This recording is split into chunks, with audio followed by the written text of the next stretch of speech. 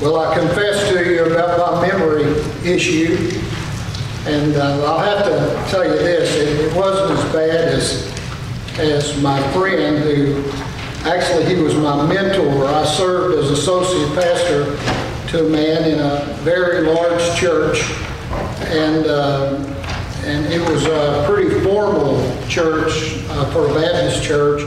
When we had communion, it was covered by a very crisply ironed white cloth.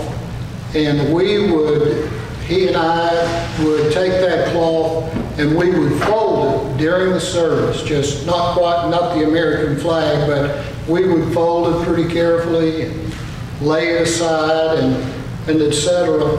This pastor was getting ready to do a baptism one day, and he was baptizing a couple that had come to know Christ, and they wanted to be baptized. They were in the baptistry together, which is a beautiful thing. I've been able to do that from time to time. And they're standing there, and my friend stepped all, dressed for baptism. He started stepping down the steps and got out there, and he looked up and he said, "We've gathered here in the presence of God and these assembled witnesses to baptize this young couple." That's the intro to a marriage. His mind had just gone totally blank. We normally say, "We've gathered here in the presence of God, these assembled witnesses, to join this man and this woman in holy matrimony." And so he got through about half of that and realized where he was and what he was doing. So that hasn't happened to me yet. I'm very thankful to say. One of the things that you hear about every now and then that to me is awful. It would be one of the worst experiences to go through. If you were going to write down what are some of the very worst experiences personally, this would be one. That is to be accused of something in a legal situation that you were innocent of. And so we've had people in especially recent history with DNA testing and all of that kind of thing, we've had people that have gone all through the legal process. There's a man named Gregory Bright who in 1974, New Orleans, Louisiana, he was tried for murder. He was convicted for murder. And then in 2010, now that's 27 and a half years, 27 and a half years that Gregory and another man, actually there were two, that Gregory spent in a cell. And I've read about these prisons, especially down in South Louisiana. It's not the kind of place where you want to spend a day, much less 27 and a half years in a prison cell for a murder that you did not commit. And in 2010, they discovered that a huge mistake had been made, and they let Gregory and this other man free. Now, I've got story after story. That's what they are, just little short clips. I'm not going to read them all to you. These are all people who over the last 25, 30 years, it's been discovered that they were falsely imprisoned and actually were as innocent as can be. Now, what do you do at that point? You've got somebody you've had in prison 27 and a half years. What do you do? What do you say to them? Sorry. Here's you some money. Here's a sack of money. I mean, here's your $20,000. We're sorry. We've had you in a prison cell for 27 and a half years. That's just the way it is. It would be so hard to be charged with guilt that you had nothing to do with. And that's where we are in the 24th chapter of 1 Samuel. We've been taking little vignettes of David's life, and we're going to continue to do that for a couple more weeks until the first Sunday in the Lenten season. We're going to look at those little vignettes in David's life because we learn so much. Now, I want to go back and remind you of what has transpired just very quickly before this 24th chapter of 1 Samuel. David had been out caring for the sheep. He's a young man. He's the youngest of 8 brothers. They're all pretty much around the house taking good care of themselves. He's out there in the wilderness basically taking care of the sheep flock, and Samuel, the high priest, comes along and he looks at the different brothers. He knows that God has someone to be anointed a king. He looks at all those brothers, says, no, no, no, no. Don't you have anybody else? Well, yeah, I mean, there's David out in the sheep field. I don't think he's going to impress you at all. I've just shown you my most impressive sons. Are you sure the first one, Eliab, is somebody you really seriously looked at? And Samuel says, no, I want to look at this David. So he looks at him. He says, this is to be God's anointed. He actually anoints him with oil, although he doesn't become the king immediately. He is going to be the king. Remember that. He's going to be the king at some point. And then let's fast forward a little bit and we'll come up to what we talked about last week when we talked about facing our giants and the setting where the Israeli army is out on this hillside, and you've got all the Philistine army on the opposite hillside. They're about a mile from each other. Down in the bottom is a valley. The sides go down a half a mile to get to the valley. Goliath, who's this huge giant of a man, 9 feet 9 inches tall, and he's wearing bronze outfit that would be too heavy for most of us to carry almost any part of. And he's down there shouting that he's going to kill somebody, and he's enticing the Israeli army to just pick out one person, send that one person to fight him, and he says, if you win, hey, we'll all bow to the Hebrews, to the Israeli people, but if we win, we own you. And so, the soldiers are standing on the Israeli farm side. They're quaking in fear. In fact, they're running back to their tents and hiding, finding rocks to hide in, etc. This goes on for 40 days. Day after day after day. And not only is he threatening the Israeli army, he is cursing the name of God. He's saying awful things about God. And so here comes this little David, the shepherd boy, and he's bringing some cheese and some wine and some loaves of bread to his brothers. And he's coming along, probably had a little cart to bring it all on. And he sees this, what's happening. And on the 41st day, while Goliath is standing there, David says, I'll do it. I'll take him on. You know the story. He goes to Saul, says, I'll go after Goliath. Saul first says, ha, ha, ha. And then Saul sees he's serious. He's going to be a suicide person. So he starts to put his armor on him. That armor doesn't fit.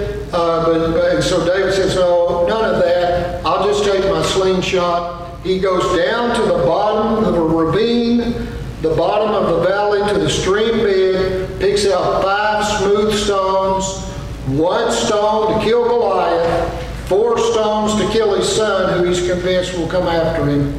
He goes before Goliath, he slings that 1 stone, kills Goliath, and when he comes up out of that valley, the people go crazy. And they start chanting this little shepherd boy's name. They don't know that he's been anointed king. They don't know that.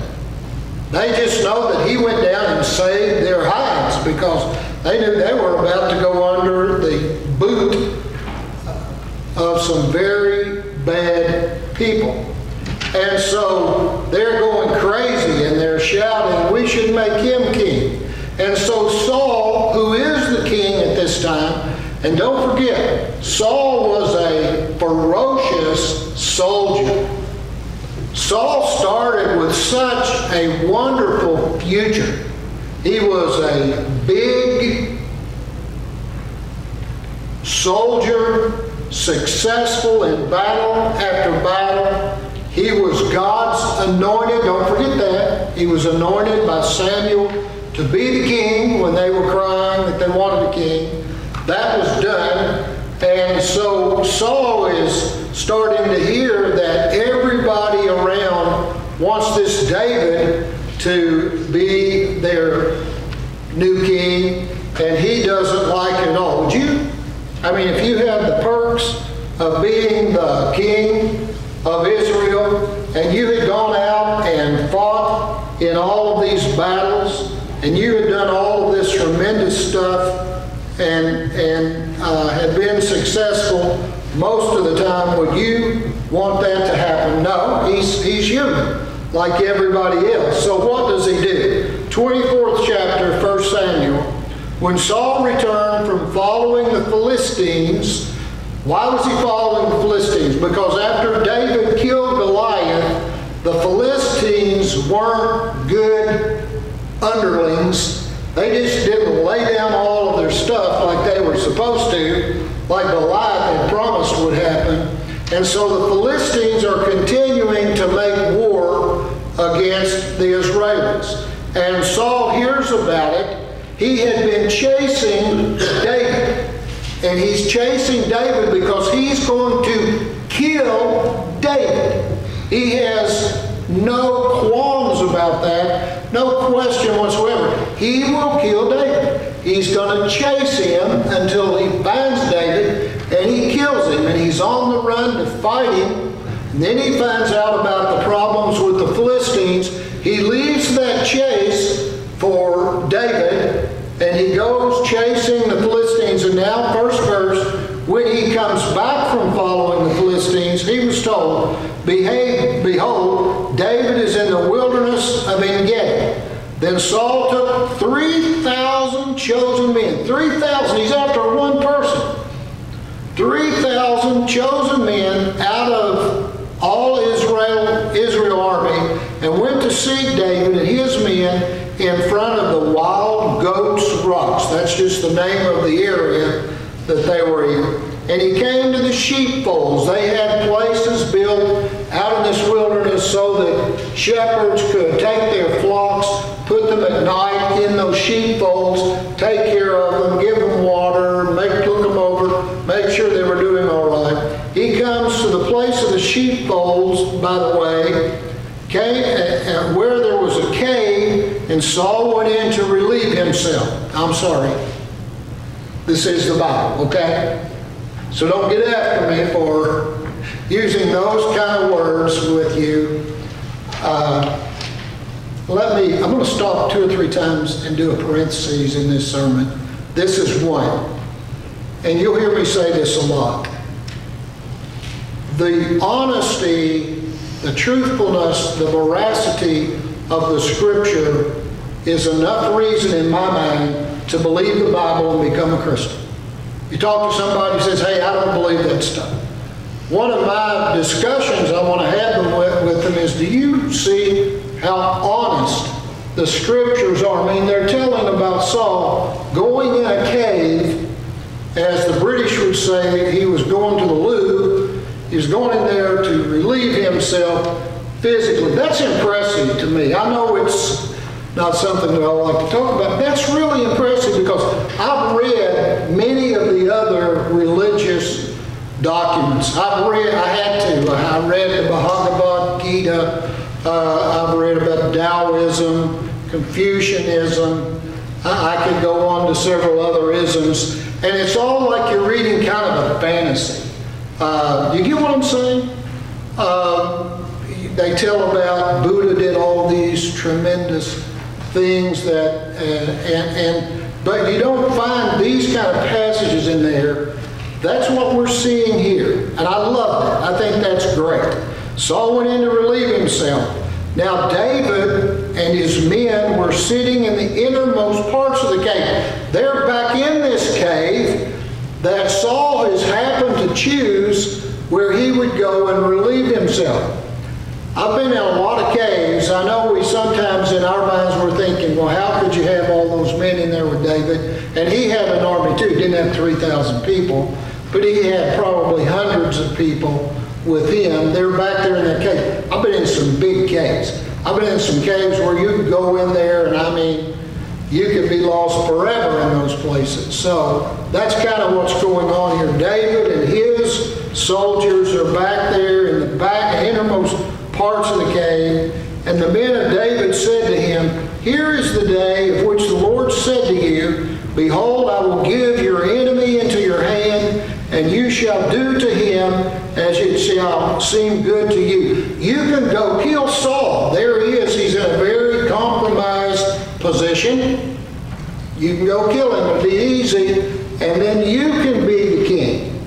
Now that's quite a temptation, because you can easily do it. And by the way, listen, David by this time is not some kind of marshmallow. He's not a snowflake. He's killed people before in battle, fighting for the Israeli army, but I want you to understand that killing somebody, killing a known enemy would not be something that he would just quake under the thought of. But his army's telling him, go kill him. You've got him. And didn't God say that you were going to be able to kill him? No, God never said that he could kill Saul. God did say that he would put his enemies under his footprint. Then David arose and stealthily cut off a corner. How did your version say that, Nathan? Quiet as a cat. Quiet as a cat, I love that. That David, quiet as a cat, and cut off a corner of Saul's robe. Evidently Saul had taken this outer garment and laid it over here while he was doing his business. And these things would have been really large, heavy things that you would use to keep you warm in the wintertime, and et cetera, et cetera. So David, quiet as a cat, sneaks up there, takes a knife or a sword or something like that, takes an awkward piece. He doesn't just take, when I learned this story as a child, I kind of saw him cutting a little piece like this. No, it would have been an awkward piece to the end that when Saul put that back on, he wouldn't have realized it probably in the back of the robe. But I imagine there was a hump out of there. He was walking around here in a minute. He doesn't even know that's been done. It's all done. David doesn't call his attention to it. It says, afterward, David's heart struck him because he had cut off a corner of Saul's robe. He said to his men, "The Lord forbid that I should do this thing to my Lord." Now we're going to spend a bunch of time right there. That I would do this, sneak in there, cut a piece off the robe, and David saying, I shouldn't have done that to my Lord. I know I do this fairly often, but I want to do it again today. I really want to zero into the young people who are here. I want you to see the respect and the attitude for the office. Now these two men don't like each other. One's trying to kill the other. I don't think David liked Saul, sure. Saul's trying to kill him. He's not a nut. But do you see the respect for the office? Now I want to slip out, I don't want to get in politics, but I'm going to slip out and talk about this for a few minutes. One of the things that worries me in our culture, and this is true even of Christians, I'm sad to say, We are losing respect for people who are in certain positions. Young people, if you're in school, you have great respect for your teachers and for your principals and etc. You have great respect for them. They have paid a big price to be in that position, and let me tell you that most of them could have doubled their salary by doing something else in their lives. You think they're all fall summer, they're not. The good ones are continuing to work, it might be at home. You think you've got all kinds of neat things in your classroom. Guess what? Your teacher probably bought half of that stuff that's in there because we have a crisis in education. And so whether it's your coach, whether it's your teacher, whether it's the principal, or whether it's any person, especially who is your elder, you have great respect for them, and you don't have a smart mouth with them. I'm staring at these young ladies in the choir. I would be so disappointed. I know you're not like that, okay? I'm not pointing a finger at you, but I know there's a lot of that around. Now here's the other thing. This started a bunch of years ago, but you hear disrespectful talk about whoever is the president. Ooh, you didn't mind me talking to those girls for a while, did you? I said, come on, preacher. I mean, that's the way it is. And that started quite a while ago. I think it started back maybe when all the stuff came with Nixon. But, you might strongly dislike the president. You might, but don't be disrespectful, because that person holds the position of the commander-in-chief of our armed forces.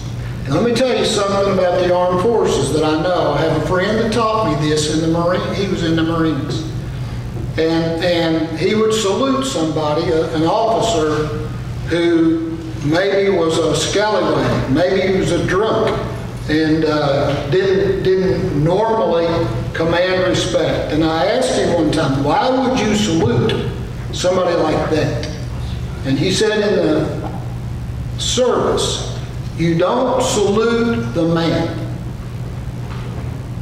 you salute the position.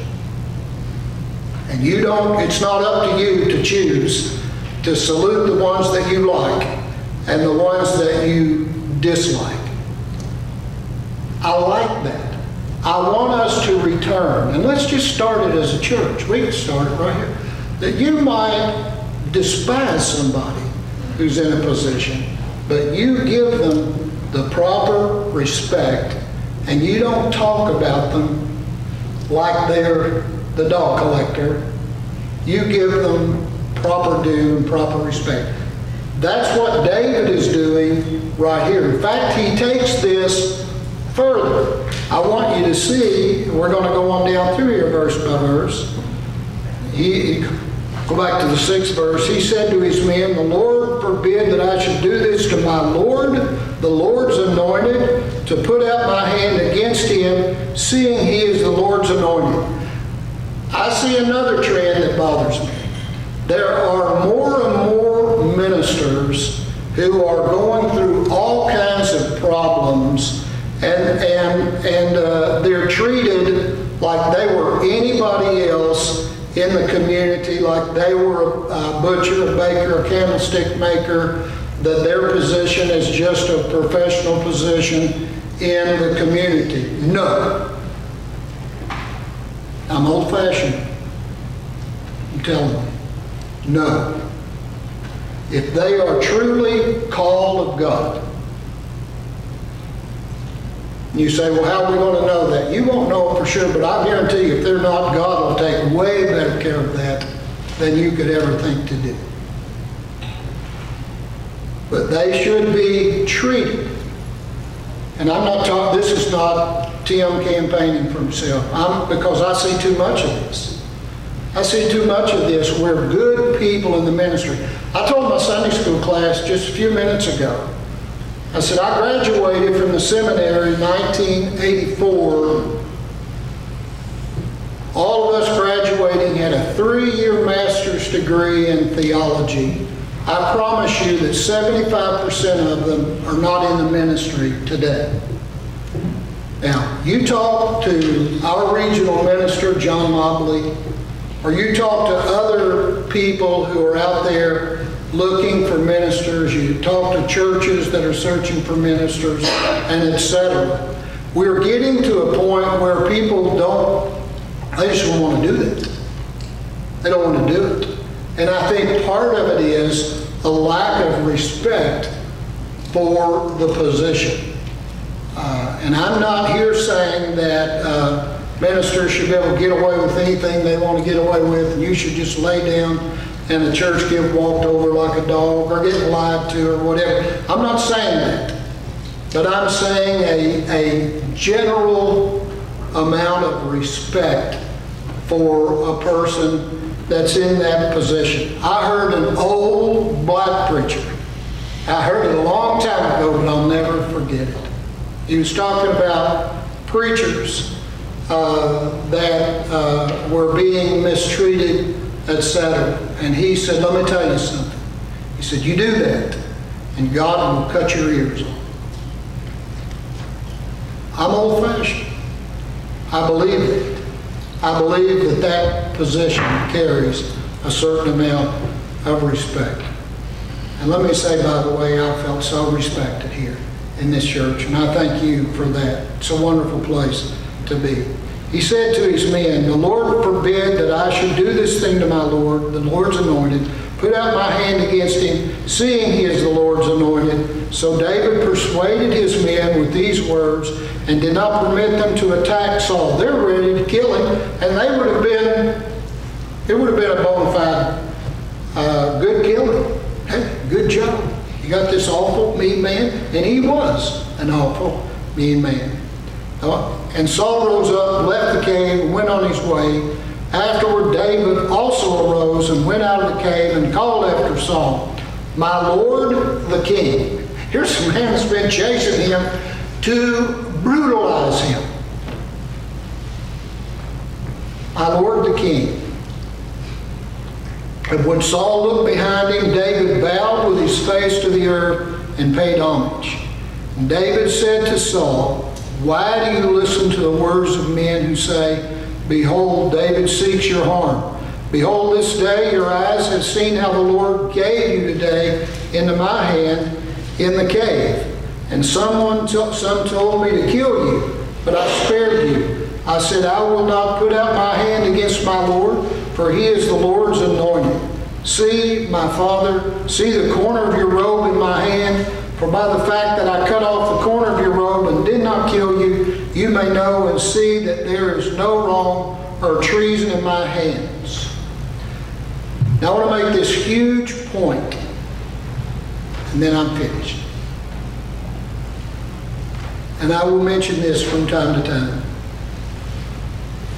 God's way, God's direction, many, many times does not make logical sense. Now, most of us, we were born here in the West, I'm talking about the world. We have a Western mindset. We have a logical mindset. 1 + 1 = 2. That's how we see things.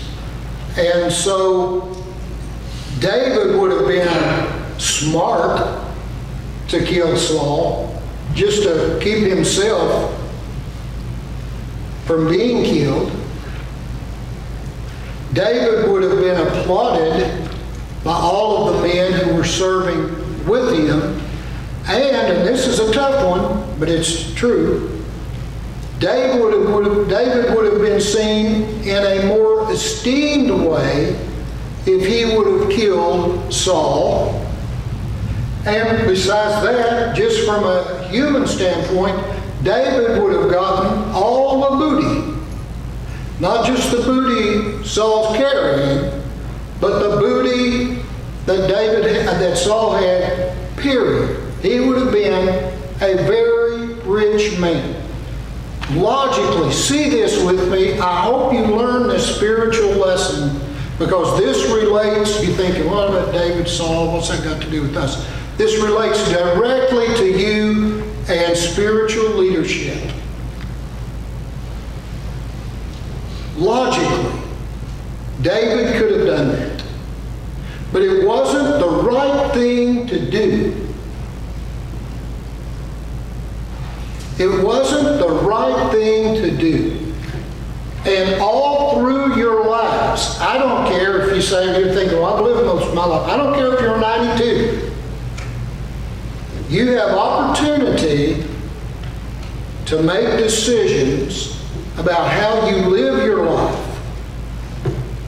And you have decisions to do the right thing. And there are times when the right thing won't necessarily be the logical thing to do. Now, you're thinking, well, that's tough. How am I going to know? Prayer? We ever talked about prayer? Prayer. God, lead me. God, direct my paths. God, help me to know how you're leading me. We should each day, not once a month or when we have communion or whatever, we should each day pray and ask God to lead us and direct our paths. That's what God is doing in David's life. And that is what God wants to do in your life. Are you ready for that?